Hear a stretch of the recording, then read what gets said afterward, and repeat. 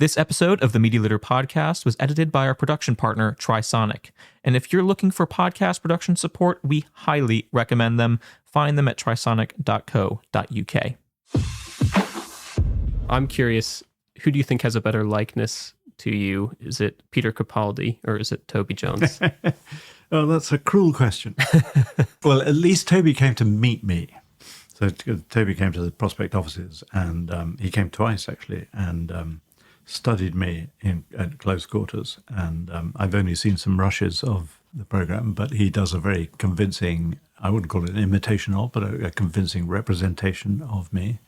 Peter Capaldi didn't come to meet me and did a very convincing imitation of me. That was actually, it was pretty good. And I saw him at an event some time later, and I said, come on, why did you not come and see me? And he said, I didn't. I just looked at YouTube. So they're two completely different methods of acting. Welcome to the Media Leader podcast. I'm Jack Benjamin. Alan Rusbridger needs little introduction.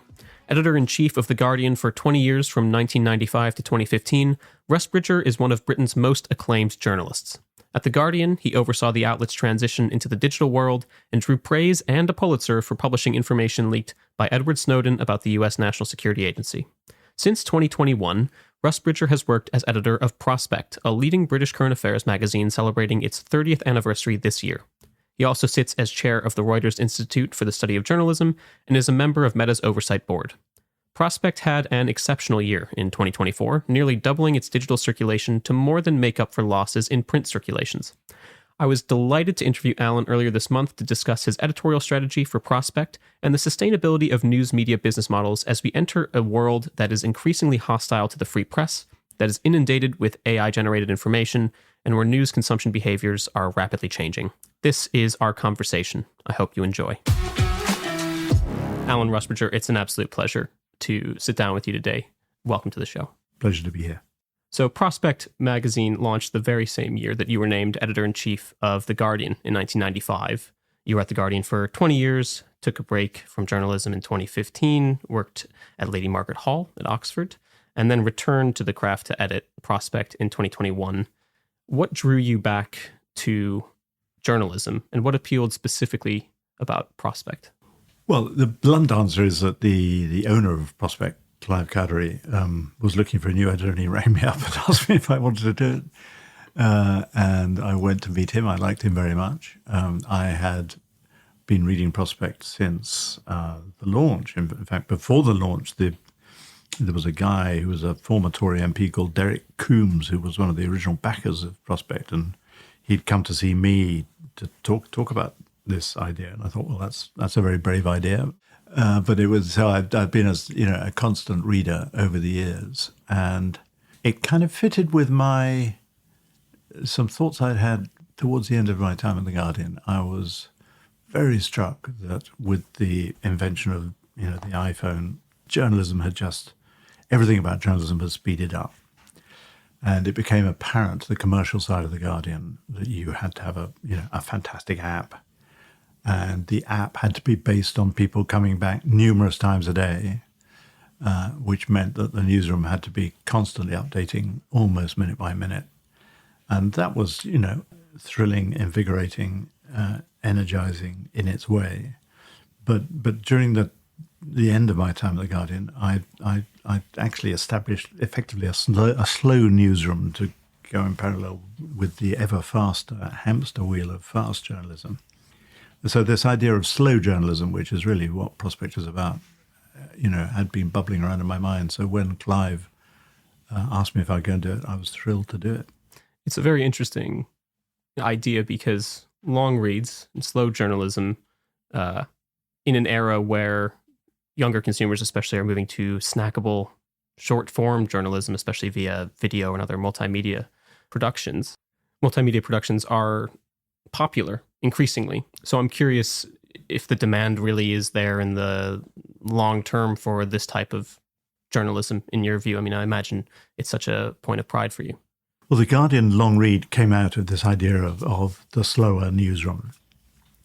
And I think there was some skepticism at the time about whether this was going with the trend or against the trend. And I think that there's definitely an appetite for it. People do want to be up to the minute and in the moment. I'm sure we're going to discuss social media and how satisfying that is for readers nowadays. But I think that sense of stepping back and thinking, well, where did this story come from? Where's it going? Why is it important? I want to go down the rabbit warren and explore one subject in depth. It's not appealing to everyone, but it's appealing to enough people. And I think it's really important because the hamster wheel journalism is never going to do that for you. It's never going to give you the true understanding of a story and why it matters. I will ask you about social media later, don't you worry. But you'll have been at Prospect 4 years this autumn, and it's the 30th anniversary of Prospect, as I alluded to. And I'm curious, in terms of the overarching editorial strategy, it's not just taking things slow. What other changes did you make when you came in, and are you thinking about making as you continue your stewardship of the publication? Well, the one USP of Prospect, if you like, is that it is a magazine, and it's got a very loyal and solidly based subscriber base of people who want to read it in print. But clearly, in 2025, you have to have several incarnations of digital and electronic media. We started a new podcast. We have 2 podcasts. We have, the full range of apps and websites, and clearly you have to have something that ticks over all the time. So that's been, I suppose, one big development. And then I think there's always been a sort of slight identity question about Prospect because it's based in Westminster. It's at the heart of Whitehall, Westminster, all those policy debates. Getting the right balance between policy and the audience in Westminster who lap up Prospect and love everything about it, and the more general reader is an art. And I think the magazine has probably got more for the general reader than it once had, though we are paradoxically also beefing up the policy insight bit of Prospect as well. Mm-hmm. Do you think the average consumer cares about the policy insights as well? Is there a crossover appeal? I think in certain aspects of it, yes. I think trying to make policy interesting because it really is. It really is important, but trying to make it interesting to the average reader. But I think what we're increasingly going to do, and this is partly taking advantage of where we are and the fact that Clive Cowdery, when he bought Prospect and also created the Resolution Foundation, put in the basement of our building, which is 5 minutes walk from the Houses of Parliament, an amazing 95-seat auditorium, which is a great convening point so that you can, whether it's you're going to take defence or education or the future of social care, you can get policymakers and politicians in the same venue and give them a glass of wine afterwards and ally that to something in print or on the website. So it's a sort of a convening force and the ability to delve more deeply into policy subjects. And, most media organizations don't do nowadays. Events are certainly an increasing part of, a lot of magazine businesses, from what I can tell, including our very own. I will say 2024 seemed like it was a very positive year for the brand, especially in terms of digital growth. Just according to the latest ABC figures that were released in February, Prospect grew its digital circulation by 87% in 2024, and that offset a 14% decline in print circulation. So we talked a little bit about some of those digital drivers that you mentioned, but I'm curious, what's the right balance that you want to strike between print and digital?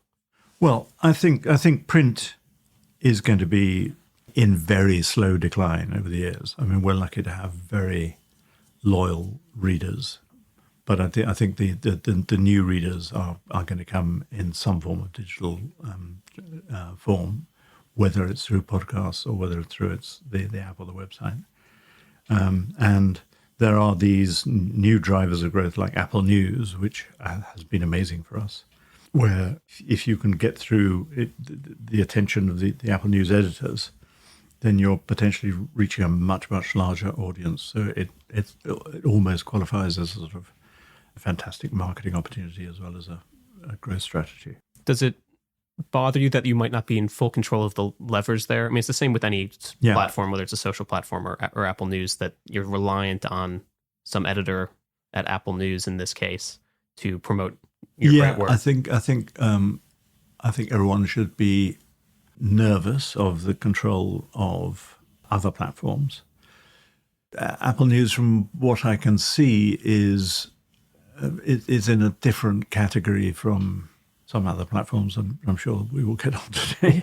Yeah. In the sense that they're rushing towards news, while other platforms are running away from news. So they're positively embracing it, and the fact that Prospect, which is not it's a sort of opposite of the stuff that drives most clicks on the internet in a way. I mean, it's not celebrity gossip. It's not easy. It's not an easy read. And I think actually the Apple News editors do quite a skillful job of picking stuff with real meat and real substance, and packaging out with stuff that's probably a bit easier to read. And it's all I can say is working well for us so far. You mentioned Prospect isn't necessarily a clickbait title, or a title that's caring so much about that type of a metric in terms of driving just traffic, especially referral traffic, to the publication. How do you measure success for different content that you publish? Do you look at figures? How into data are you, I suppose? We are. We begin every Monday morning with a presentation on what's done well last week, but not only looking at the clicks and the reach, but also the engagement. That's important. On some of the stuff that we do, we get extraordinary engagement, considering that we're doing, podcasts might be 30, 40, 50 minutes, and Media Confidential gets something like an 85% listen through rate right to the end, which is pretty extraordinary. And we're running pieces at 3,000, 4,000, 5,000 words. And again, you can tell how many people are sticking with it through to the end. I mean, there are some aspects of metrics that make me anxious. A lot of the greatest investigative journalism that I was involved in with The Guardian was very incremental. I mean, there was a wonderful reporter called David Lee who spent something like 10 years working on the Al Yamama arms deal in Saudi Arabia. And even he, even the news desk would sort of flinch when they saw David coming up with yet another story on this deal.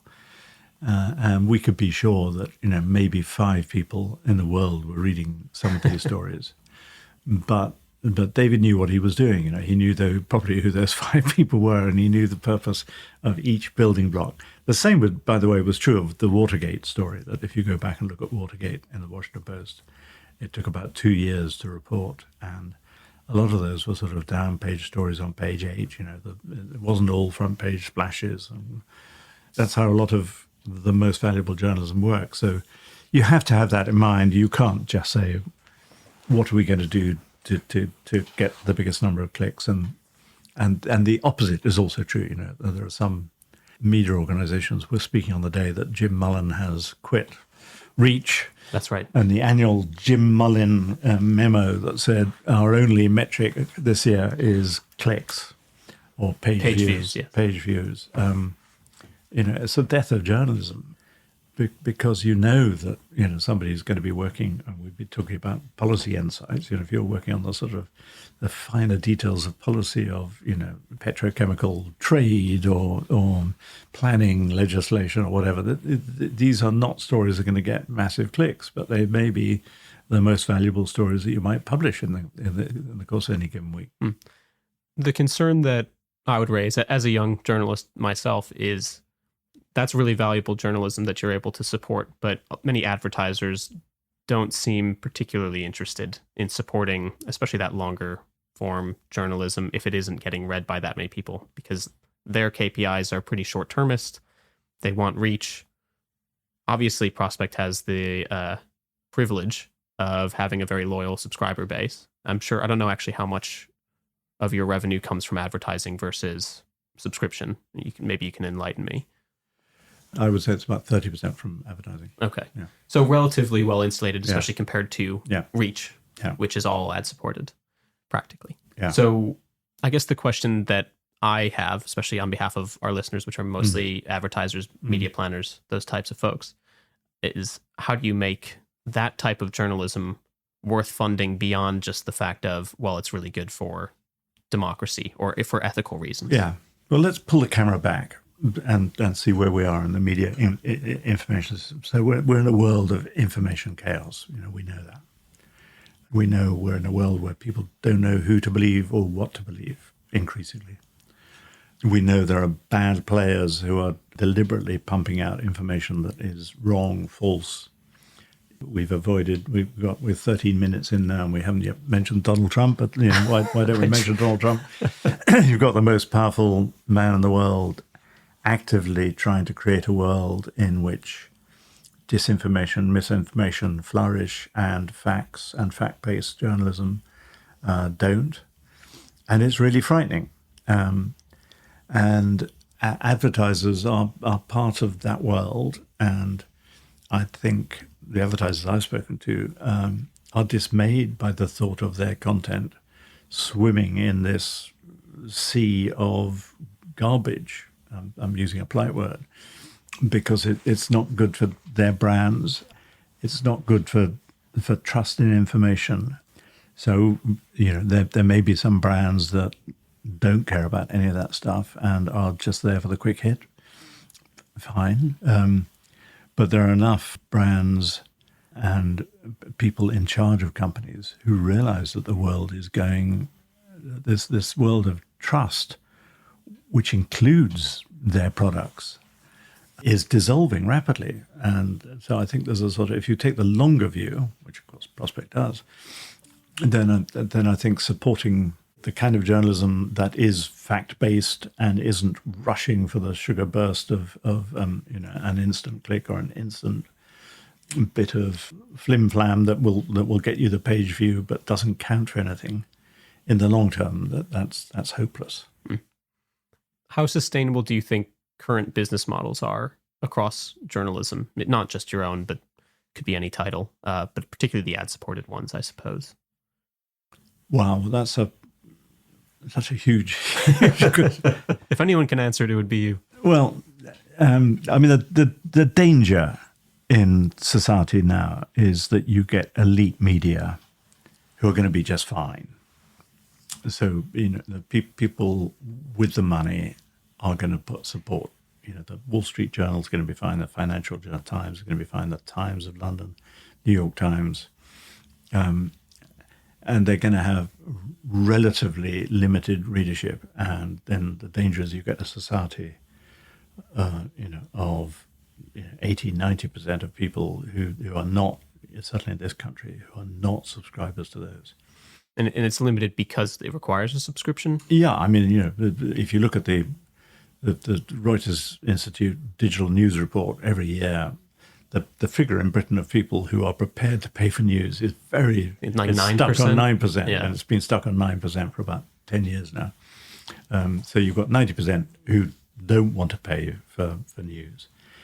Well, that's okay in Britain to some extent because we have the BBC, so the BBC very widely available. You can see what's happening in your own country, America. I'm a citizen of the world at this point, Alan. Where something like 95%, don't subscribe to the New York Times and are at the mercy of any of the lousy information that is there. So there's a gloomy version of this story which says, for everyone else, there's a paucity of models that currently work. Apart from public service broadcasting, which, God forbid that anyone should try and unpick the BBC, though, maybe that will happen in future. The good news is that I think is that there are some green shoots happening now. I think radio is fine. Podcasting is, a really interesting field for a few. It's not everyone is making money out of podcasting, and I think AI-driven experiments in journalism are going to be fascinating because you will be able to do some good journalism at a much lower cost base. And then there are these little tiny sort of startups like Jim Waterson's doing in London with London Centric, which I think is proving that people who are sort of swimming against the tide and doing more investigative journalism, more in-depth stuff, will acquire an audience. It's interesting because London Centric, that's a Substack. Feels like everyone has a Substack. I had a Substack, still have a Substack. Haven't been publishing regularly for a little while. Politicians have Substacks. Ex-politicians have Substacks. And to your point earlier, all the big publishers seem like they'll probably be doing okay. They're big enough to survive whatever's coming. Yeah. There's this whole massive middle that I'm personally very concerned for. Because I don't know if that's sustainable. And a lot of that is ad-supported media. And I guess the question is, how do we support them? Because that makes up the local news, especially regional news. I mean, in the US, I think it was something like 2 publications a week were closing over the past couple of years. To your point, not most Americans don't read the New York Times, but they also don't read their local paper, which is arguably more important because it's more relevant to their day-to-day lives. So, I would wager that it's relatively similar here, although I imagine there's a bit more local press reading, given the size of the country and the importance of community here. Well, where are you from in the States? I'm from Chicago. Okay. I mean, you know about models like the Texas Tribune. I mean, I don't know how replicable that is other than in Texas, but, there is a publication that started as a philanthropic venture just to do accountability reporting. And when I last looked, it had grown from 7 reporters to 70 reporters, because I think that sense in people that they do need and want to know about what's going on in their local society and the people who are spending their money and have power over them. So I think the need is there.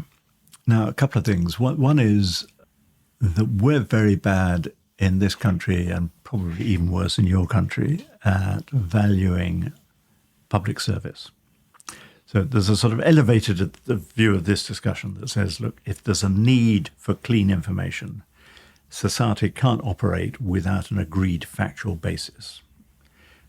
We're not going to get through the next pandemic or the climate crisis unless we can agree on some fundamental things. And you could see these bad actors trying to muddy the waters. The Steve Bannon phrase, let's flood the zone with shit, because that's how autocrats work. And you can see how societies begin to fall apart. So if we can agree there is a public service, a public need for information that we can all agree on. Now, that at least is a start. It doesn't answer the question of how it's all going to be paid for, but at least that's a valuable thing. Brackets, and that probably has to begin in schools. That you have to get educated. You have to get young people educated so that they can become discerning, critical readers. And then there may be something where AI comes in. We published a piece in the Current Prospect by Mary Fitzgerald, really looking at, so there are now, whereas 20 years ago, in every planning meeting, council chamber, court in the land, health authority, police commission, there would have been reporters in those meetings, and now we know there aren't. And Mary was suggesting that AI was that if you had a recording of every meeting, and she was suggesting, by the way, that the BBC should have been onto this some time ago as a public service, but if you had a recording of every meeting in every court, and coupled that with the ability of AI to pull out themes, even to write transcripts, even to begin to write stories, that would be a massive step towards filling the vacuum of coverage at the moment.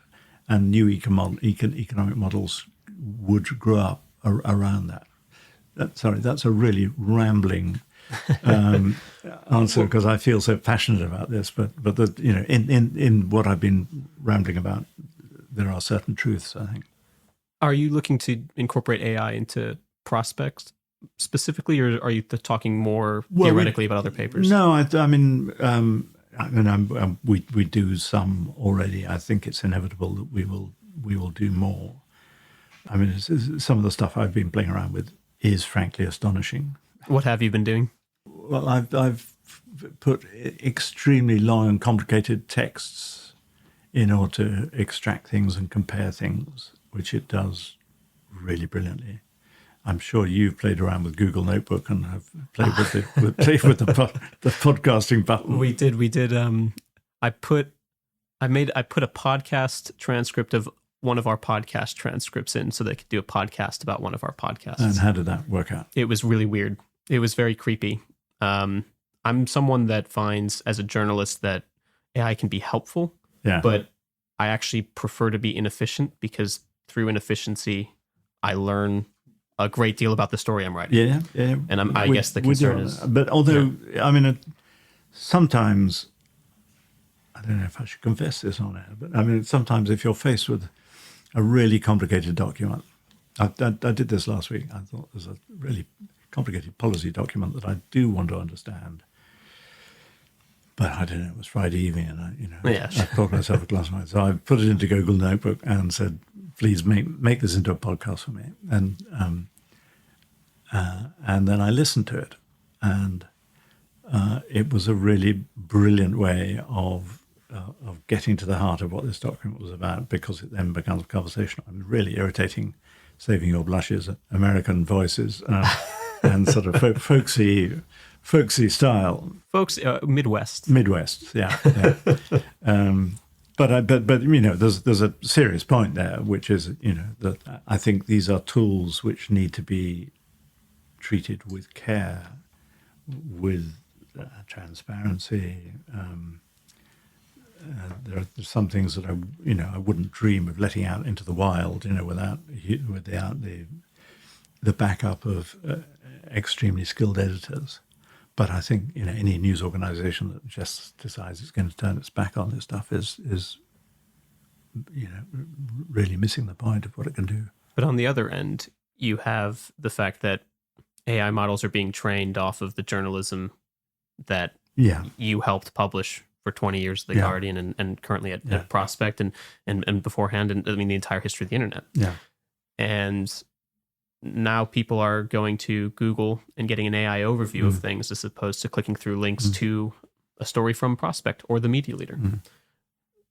How much does that concern you? Well, I think it's really alarming, and I think at some point we have to get them to the table, and I know this is happening a bit piecemeal at the moment, and the bigger players are sort of reaching individual deals.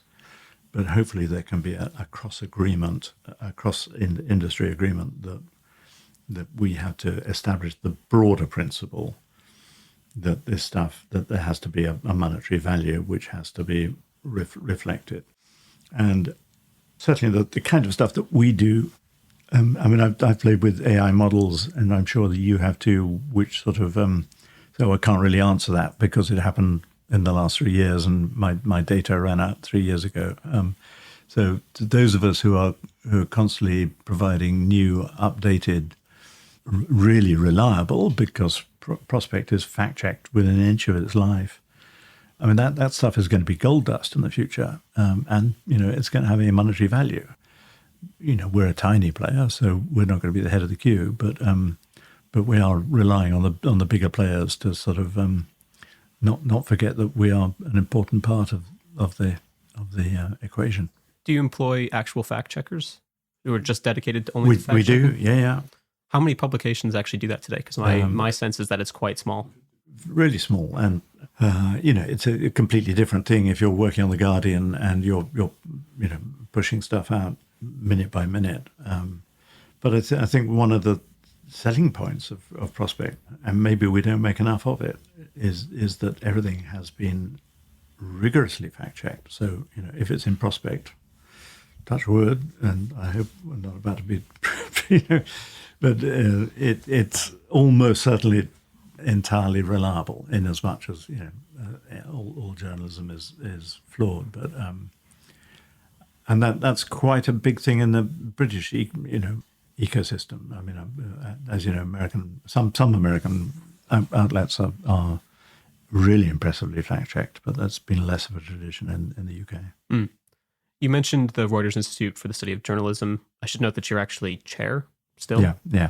The Institute's digital news report I do read every year. Yeah. To me, it always paints a relatively bleak picture. And part of the reason is that trust in news is quite low. Not just interest in paying for news, but also just trust in news. I believe the UK is the worst among developed Western countries in terms of trust in news. The unique thing about the UK to me, especially compared to the US, is that you're not afraid to be biased or slanted in terms of the coverage that is associated with the paper. That the Times is subjective is the word you're looking subjective. for. Yeah. Yes. The Times is center right, or the Guardian is known as progressive, etc. I believe Prospect would be proudly fairly centrist, maybe slightly to the left of center. Is that fair? Well, I think at the magazine market, certainly my view when I came in, I thought, well, the Spectator covers off the right really well. The New Statesman covers off the left very well. But I think there is a market in a highly polarized political world in which you pick up the magazine not knowing that it's going to be coming at a subject from an ideological point of view. So that sort of middle ground is what interests us. Do you think that that's the solution to improving trust in news? Wow. Well, this is such a huge subject. I think it is interesting. And I mean, let's say we've been doing journalism for 200 years and we can't agree actually whether objectivity or subjectivity is the best way. Well, the Americans have a very different point of view. Yeah. So if you go to journalism school in America, you'll be told that it's all about objectivity. And if you go to journalism school in Britain, you'll be taught almost the opposite. So I think, but that sort of suggests that there is a problem with the craft of journalism, that we are saying, look, we have this toolkit and we can get at the facts in this world of information chaos because we have this system known as journalism, which you can trust. Now, this question of why British media appears at the bottom of many of these tables of trust is a really interesting one, and it's not one that a lot of journalists spend much time thinking about. I did a talk, I was invited to give a lecture in Cambridge recently, and I just took the two most consequential stories of our time, Brexit and climate change, in which journalists would want the public to believe that we're the people who are going to who are to be trusted. And on both stories, you would expect, if our story about journalism is that we've got this toolkit, we can give you the facts. I think journalism completely failed. So Brexit didn't do, I'm talking in broad generalization. You'd think what you would get is here are the arguments on both sides, because you're the people who are going to have to vote. And we're going to arm you with the argument so that when you go in, you're aware of the upsides and downsides.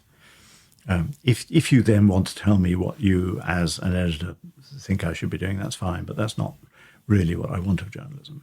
And most of the British press did the opposite. They had decided on day one which way you should vote, and they used their front pages to bully, cajole, and lecture you on the way that it was going to vote. And they weren't going to give you both sides. They were only going to give you one side. Massive fail of journalism.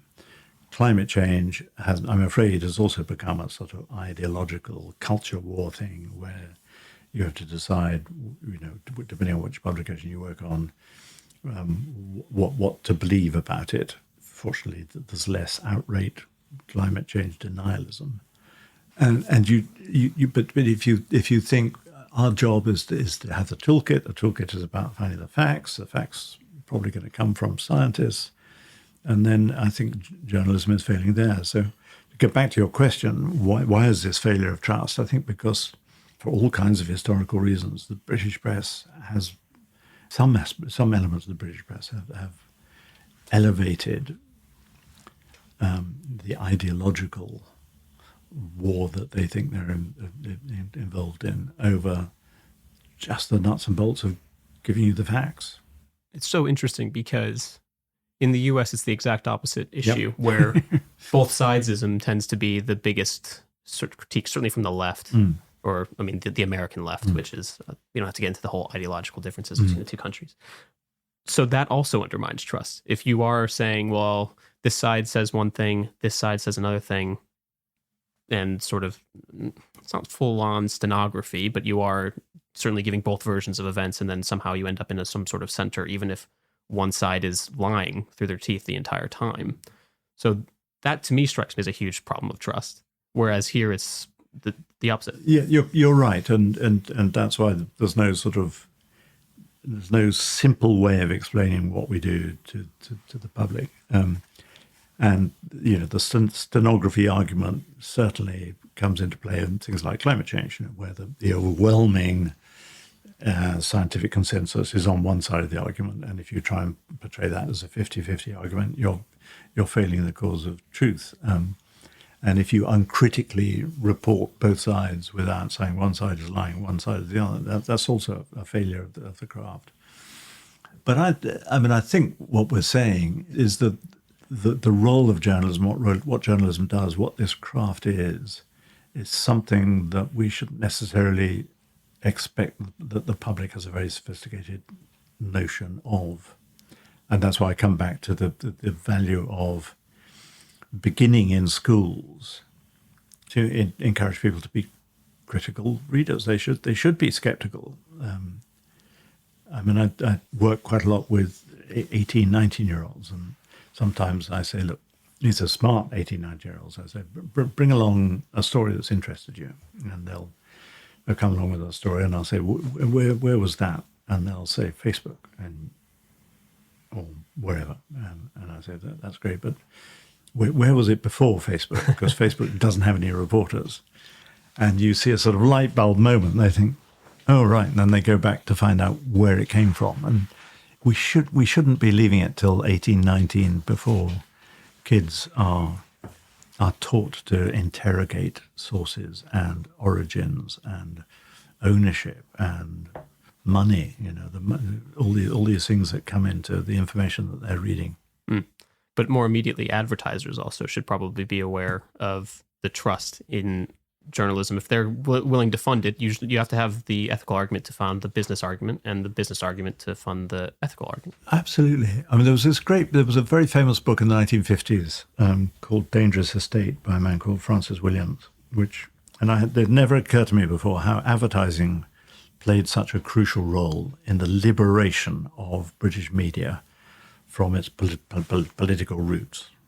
So, until advertising came along, all journalism was basically paid for by political parties.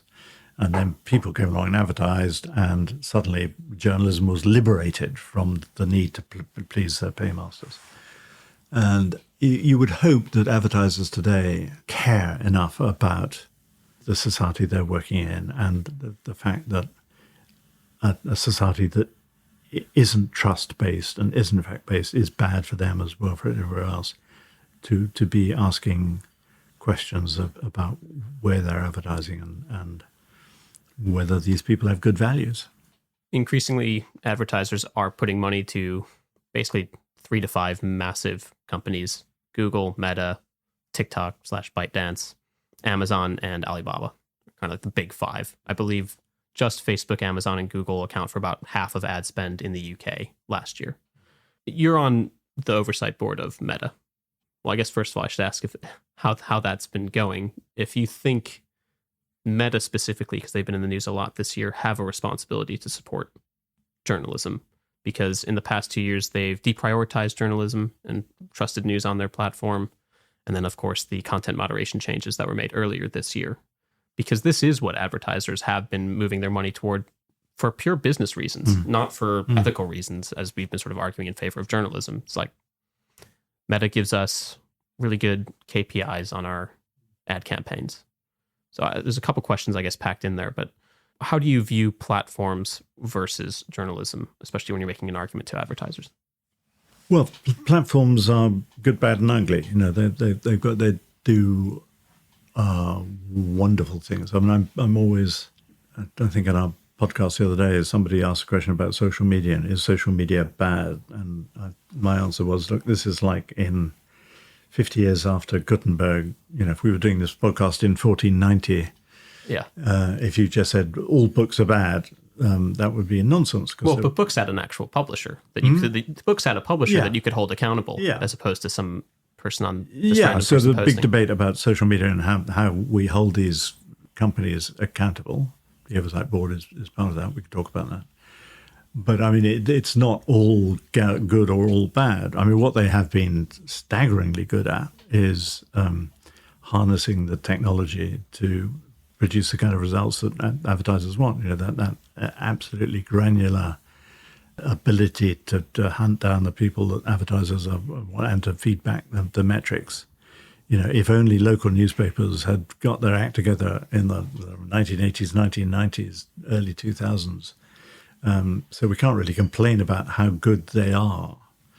But that's a sort of slightly different question from the sort of the societal mission and the fact that having been very creatively engaged with news, at least a couple of the big players seem to have run away from it because it's hard news. I mean, it's messy and it's real, and you can understand why people are frightened of it.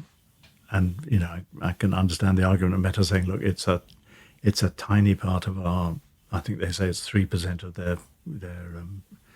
their audience is actually using Meta to find news. And Google also says that news doesn't really. This is Press Gazette reported this recently that it doesn't really have a bottom line. To show that they get no revenues from it. Yeah. But isn't that a problem? Well, I think it's a great shame because these so certainly the original founders of Google were very.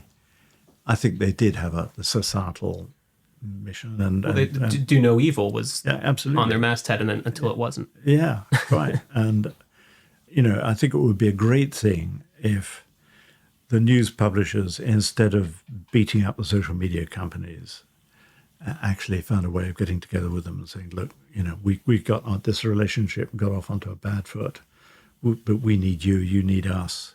How can we make this match work? I guess the question is, do they actually need you anymore? Because they say they don't. Some of the social media CEOs are in bed with an administration in the US that is really quite hostile, openly hostile to the press, as we talked about earlier. So do they actually need news? Well, again, to get a helicopter view, it's not going well in America, is it?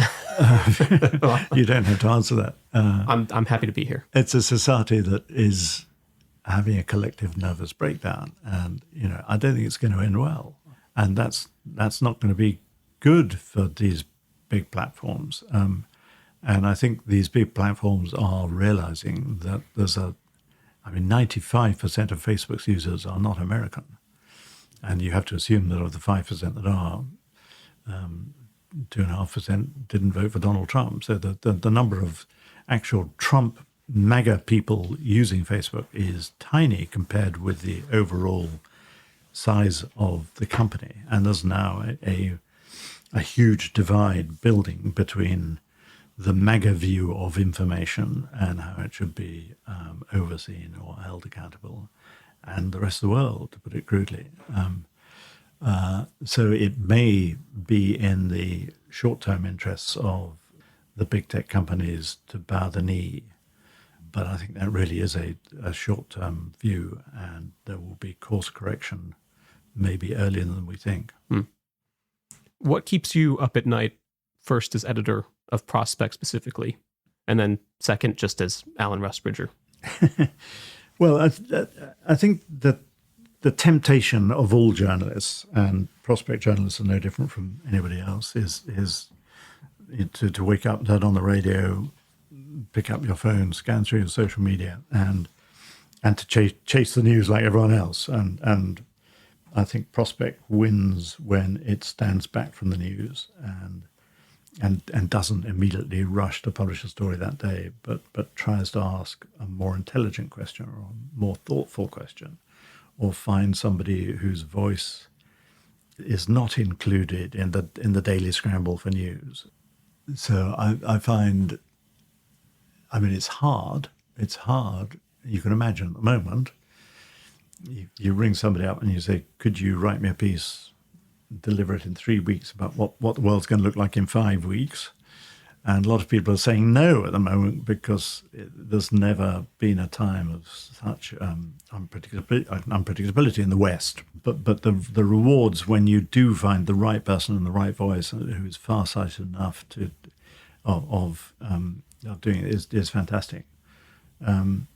What keeps me awake? I mean, I remember Trump won. That feeling of waking up each morning thinking, what's he done now? And that feeling of just terrible instability, because nobody could look at Donald Trump and think this is a rational player. And Trump 2 is so much worse than Trump 1. And I'm afraid it does get to me, because the things you care about most, I mean, if we get back to climate change, we haven't got long to sort this. And we're about to waste another 4 years. And he's just going around with a wrecking ball. And what else do I care about? I really care about journalism, news, living in a society that is governed by a shared sense of reality. And that is being blown apart. So I think those of us who are journalists and take journalism seriously, this is a dangerous time, but it's never been more necessary to do what we're doing. I've only got one more question, open-ended. If you were founding a completely new title from scratch, what would it look like and why? Well, Jim Waters has just done it. And Janine Gibson and I, Janine, who's at the FT, we kept thinking, look, there's the Evening Standard, going under, a city of whatever it is, 9-10 million, one of the wealthiest, most vibrant cities in the world, and it hasn't got a newspaper. I mean, what an amazing opportunity, and unfortunately, Jim's got there first, but and we should mention the Manchester Mill folk who have come down to. But that sense of, a vast audience, a vast need for really good information. I mean, what an amazing opportunity, and to be able to start from scratch and literally with a clean sheet of paper, as it were. I'm fascinated watching how Jim's doing it, and he's doing it through something really old-fashioned called journalism. He's going out finding stories and scoops, and that's what I would be doing. Well, Alan Rusbridger, it's been an absolute pleasure chatting with you. I've asked a lot of questions of you, big topics. The nice thing that you do alongside Lionel Barber is every week you have a Q&A on your own podcast, Media Confidential. I listen to it. I'd recommend anyone in the media industry also listen to it. And I'm not being paid to say that. I'm just a fan. That's very good. You're an influencer. No, I prefer to be called a journalist. All right, okay. Thanks so much, Alan. Not at all. That was great fun. Thank you for listening to the Media Leader Podcast. Our executive producer is me, Jack Benjamin. Special thanks to our production partner, Trisonic. You can find all our episodes wherever you get your podcasts or on our website at themedialeader.co.uk. But do please remember to subscribe to be notified when we release our next episode. You can also subscribe to our newsletter at The Media Leader to receive daily coverage of all the biggest stories in media and advertising. From all of us at The Media Leader, I'm Jack Benjamin. See you next time.